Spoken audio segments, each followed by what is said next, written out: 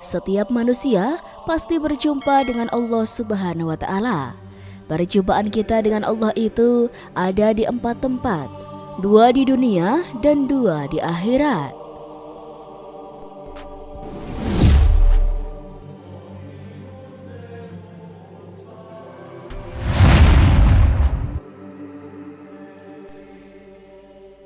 Allah Subhanahu wa Ta'ala berfirman setelah menjelaskan tentang hal ihwal, tentang apa yang terjadi dengan kedatangan hari kiamat, di mana Allah Subhanahu wa Ta'ala akan menghancurkan alam semesta dan tidak tersisa kecuali Allah Subhanahu wa Ta'ala. Kemudian Allah Subhanahu wa Ta'ala mengatakan, "Ya ayyuhal insanu, innaka kadihun ila rabbika kadahan famulaki." Wahai manusia, sesungguhnya kamu telah bekerja keras menuju Tuhanmu, maka kamu akan menemuinya. Ayat ini dalam surat Al-Insyiqaq menjelaskan kepada kita bahwa manusia hidup itu pasti harus lelah dan letih beramal. Makanya Allah Subhanahu wa Ta'ala di dalam Al-Quran Karim mengatakan, apabila Anda sudah melakukan amal soleh kemudian selesai, maka beralihlah kepada amal soleh yang lainnya. Tetapi terkadang manusia dilupakan bahwa dia sedang berjalan menuju Allah Subhanahu wa Ta'ala. Terkadang manusia dilalaikan kalau dia sedang melakukan safar menuju Allah Subhanahu wa Ta'ala. Sehingga tak jarang di antara kita yang kemudian menghabiskan waktu-waktunya bukan untuk ketaatan kepada Allah, lupa sholat, lupa zikir, lupa baca Al-Quran, cenderung melakukan maksiat kepada Allah Subhanahu wa Ta'ala, dan begitu seterusnya. Tapi di sana ada juga orang-orang yang subhanallah menghabiskan waktu-waktunya untuk beribadah kepada Allah Subhanahu wa Ta'ala, sholat tepat waktu walaupun dia bekerja. Lisannya terus berzikir kepada Allah Subhanahu wa Ta'ala dan beristighfar. Dia pun meluangkan waktu untuk membaca Al-Quran, birrul walidain, menyambung silaturahmi, dan bermacam-macam. Ya, karena manusia itu pasti akan kembali kepada Allah Subhanahu wa Ta'ala. Innalillahi wa inna ilaihi raji'un. Dari Allah lah kita ada dan kepada Allah lah kita akan kembali. Sobat Rizki rahimahumullah, setiap manusia pasti ditakdirkan ada kematiannya. Makanya Allah Subhanahu wa Ta'ala berfirman, kullu nafsin za'iqatul maut. Setiap jiwa itu pasti mengalami kematian. Para pendahulu kita, para nabi dan rasul, para sahabat nabi, para ulama, mereka orang-orang mulia. Namun mereka pun disentuh dengan kematian, apalagi kita. Nabi SAW sampai membatasi umur umat Islam itu. Kata Nabi SAW bahwa usia umurku ini, kata Rasul, hanya sekitar 60-70 tahun saja, dan sedikit yang melewati itu. Artinya setiap kita pasti akan mengalami kematian, dan setiap orang yang mengalami kematian pasti berjumpa dengan Allah Subhanahu wa Ta'ala. Ada yang berjumpa dengan Allah Subhanahu wa Ta'ala dan Allah pun senang dengan kita. Tetapi ada orang-orang yang berjumpa dengan Allah dan Allah murka kepadanya. Nauzubillah. Nabi SAW sampai mengatakan, man ahabani kana ma'il fi al-jannah. Barang siapa yang senang bahagia hendak berjumpa dengan Allah Subhanahu wa Ta'ala, maka Allah Subhanahu wa Ta'ala akan senang dan bahagia berjumpa dengan kita. Tapi barang siapa yang benci berjumpa dengan Allah Subhanahu wa Ta'ala, maka Allah pun akan murka dan tidak suka berjumpa dengan kita. Apa maksudnya hadis ini? Para ulama mencontohkan kalau seandainya kita selama hidup di dunia ini betul-betul menginvestasikan semua amalan soleh kita untuk akhirat kita, seperti seseorang memiliki rizki yang Allah anugerahkan kepadanya, Dengan rezeki itu, dia bangun istana di surga, seperti membangun masjid, membangun sarana-sarana dakwah, atau dia beramal soleh. Seperti sabda Rasulullah SAW, siapa yang baca surah Al-Ikhlas 10 kali dalam sehari semalam, maka Allah bangunkan satu istana di surga. Atau Nabi Muhammad SAW mengatakan, Mangkala subhanallah wa bihamdihi, siapa yang senantiasa membaca subhanallah wa bihamdihi, maka Allah akan tanamkan satu pokok kurma di surga. Dengan kata lain, dia di dunia berusaha untuk membangun istananya di surga. Tentu orang-orang seperti ini, di mana rezeki Allah anugerahkan kepadanya, dia gunakan untuk investasi akhirat, dan amal solehnya juga demikian. Maka orang-orang seperti ini ketika meninggal dunia, sakaratul maut, maka dia ingin cepat berjumpa dengan Allah, karena dia ingin cepat masuk ke istananya di surga, masuk ke taman-tamannya surga, masuk ke keindahan di surga, dan nikmat Allah yang tiada tara di surga. Tapi sebaliknya, yang hartanya diinvestasikan di dunia, dia tidak sayang dengan fakir dan orang miskin, dia tidak sayang dengan anak-anak yatim, dia tidak sayang dengan orang-orang yang tidak mampu, dia tidak pernah menyumbang pembangunan masjid, pembangunan madrasah, dia tidak pernah berzikir, dia tidak pernah baca Al-Quran, hidupnya bergelimang dengan kemaksiatan, hanya berfoya-foya membangun istananya di dunia.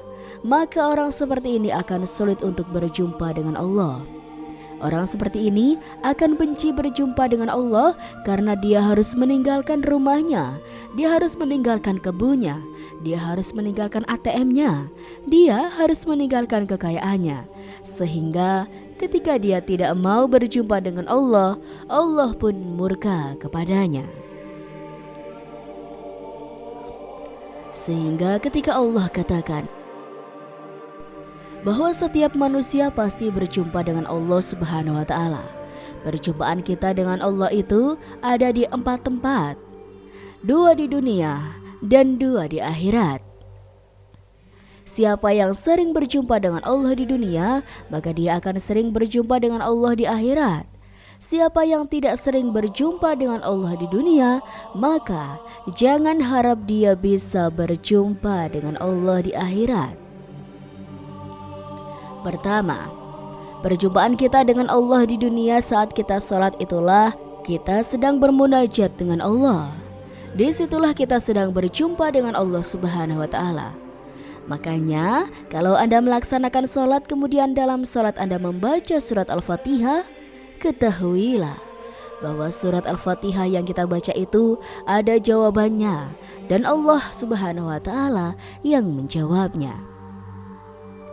Ketika seorang hamba berkata, Alhamdulillahirabbil alamin, Allah Subhanahu wa Ta'ala berkata, hambaku memujiku. Maka Allah merasa senang bahwa hambanya telah memuji dirinya. Selanjutnya, ketika ada hamba-hambanya mengatakan Ar-Rahmanir Rahim, maka Allah Subhanahu wa Ta'ala mengatakan, hambaku mengulangi pujian untukku. Kemudian hamba ini berkata, Maliki Yaumiddin. Allah Subhanahu wa Ta'ala berfirman, hambaku mengagungkan atau mengagungkanku. Di ayat selanjutnya, ayat yang dibaca adalah Iyyaka na'budu wa iyyaka nasta'in. Setelahnya Allah Subhanahu wa Ta'ala mengatakan, ini adalah penghubung antara aku dan hambaku, dan untuk hambaku akan diberikan sesuatu apa yang dia minta. Terakhir ketika hamba Allah membaca Ihdinas syiratal mustaqim dan seterusnya sampai akhir surat, maka Allah Subhanahu wa Ta'ala berfirman, ini milik hambaku dan untuk hambaku sesuai yang dia minta. Dan di dalam sholat, dalam kondisi yang paling dekat kita dengan Allah adalah saat kita sujud. Karena sujud itu perendahan diri yang luar biasa antara kita kepada Haliknya. Makanya karena salat adalah munajatnya kita dengan Allah, kita sedang berjumpa dengan Allah Subhanahu wa taala. Maka sobat, jangan pernah tinggalkan salat, terutama salat wajib. Kalau bisa kita tambah dengan salat-salat sunnah. Sampai-sampai Nabi SAW mengatakan, dan Allah jadikan penyejuk mata untukku adalah salatku. Bahkan dia mengatakan kepada Bilal, ya Bilal, wahai Bilal, marilah kita beristirahat dalam salat supaya kita bisa berjumpa dengan Allah. Jadi, salat itu adalah perjumpaan kita di dunia. Maka siapa yang banyak melaksanakan salat, baik wajibnya atau sunnahnya, maka dia akan banyak berjumpa dengan Allah di akhirat. Maka jangan pernah tinggalkan salat. Kemudian yang kedua, perjumpaan kita dengan Allah, yakni saat ketika roh kita dicabut oleh malaikat. Dalam hadis Barak bin Azib radhiyallahu an, ketika ruhnya seorang mukmin dicabut, maka ada 3 para malaikat utusan Allah yang datang. 1 membawa kain kafan, 1 membawa minyak wangi dari surga, dan 1 membisikkan di telinganya dengan bisikan yang indah. Ketika roh sudah dicabut dari badan kita lewat mulut, kita kemudian diletakkan di kain kafan. Kemudian diangkat oleh para malaikat ke langit. Kemudian dibukakan pintu pertama, kedua, ketiga, keempat sampai ketujuh. Maka ruh akan dihadapkan kepada Allah Subhanahu wa taala. Itulah perjumpaan kedua. Roh ini akan dihadapkan kepada Allah Subhanahu wa taala dengan catatan yang mengikutinya. Maka Allah Subhanahu wa taala katakan, angkat catatannya, letakkan di tempat yang paling tinggi di surga, dan kembalikan ruhnya ke dalam jasadnya. Maka roh itu setelah berjumpa dengan Allah, kemudian dikembalikan ke dalam jasadnya. Setelah berjumpa dengan jasadnya, maka datang malaikat Munkar dan Nakir bertanya, Man Rabbuka, siapa Rabbmu? Man Nabiyuka, siapa nabimu? Man dinuka, dan apa agamamu?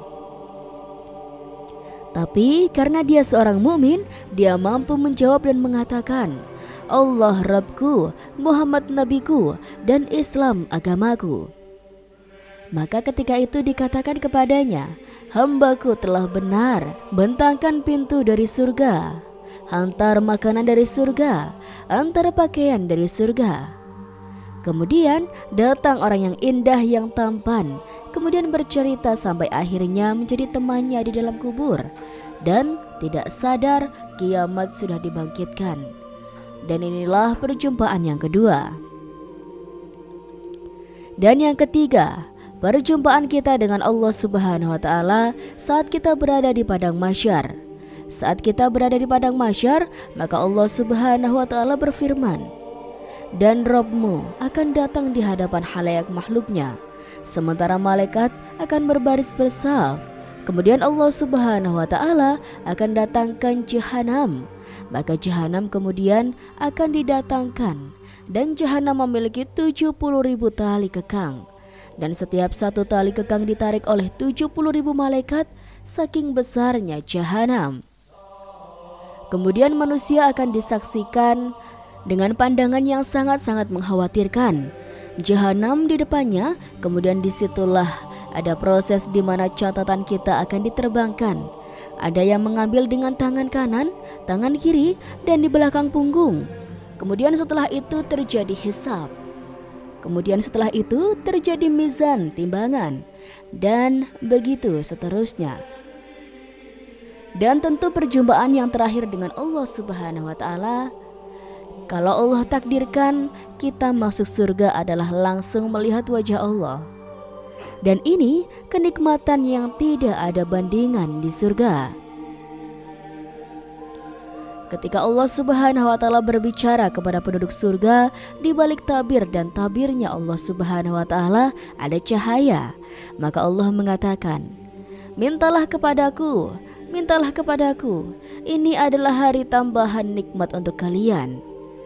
Maka penduduk surga mengatakan, "Engkau sudah memutihkan wajah-wajah kami. Bukankah engkau sudah memasukkan kami ke surga? Bukankah engkau sudah mengeluarkan kami dari neraka? Sudah cukup ya Rob." Tapi Allah Subhanahu wa Ta'ala mengatakan, "Mintalah, mintalah." Maka kemudian mereka meminta agar Allah meridhoi mereka tinggal di surga, dan Allah tidak pernah murka sedikit pun. Karena kalau Allah murka, maka nasibnya akan sama dengan Adam, dikeluarkan dari surga. Kemudian permintaan yang kedua, agar mereka bisa melihat wajah Allah. Karena Nabi Musa pernah melihat wajah Allah di dunia, Musa meminta untuk dilihatkan wajah Allah di dunia. Allah Subhanahu wa Ta'ala katakan, "Engkau tidak bisa melihatku." Akhirnya kemudian Allah singkat tabirnya, dan tabir Allah cahaya. Tiba-tiba semua penduduk surga melihat Allah Subhanahu wa Ta'ala, dan mereka mengatakan, "Demi Allah, tidak ada kenikmatan yang lebih besar dibandingkan ruqyatullah atau melihatnya kita kepada Allah Subhanahu wa Ta'ala." Maka barang siapa yang selalu berjumpa dengan Allah dalam salat di dunia, maka di akhirat kelak di surga kita pasti sering berjumpa dan melihat wajah Allah Subhanahu wa Ta'ala. Wallahu alam. Dan itulah sobat sedikit kisah kali ini. Kurang lebihnya Rizky mohon maaf, dan sampai jumpa lagi di cerita berikutnya ya sobat. Sekian dari Rizky. Wassalamualaikum warahmatullahi wabarakatuh.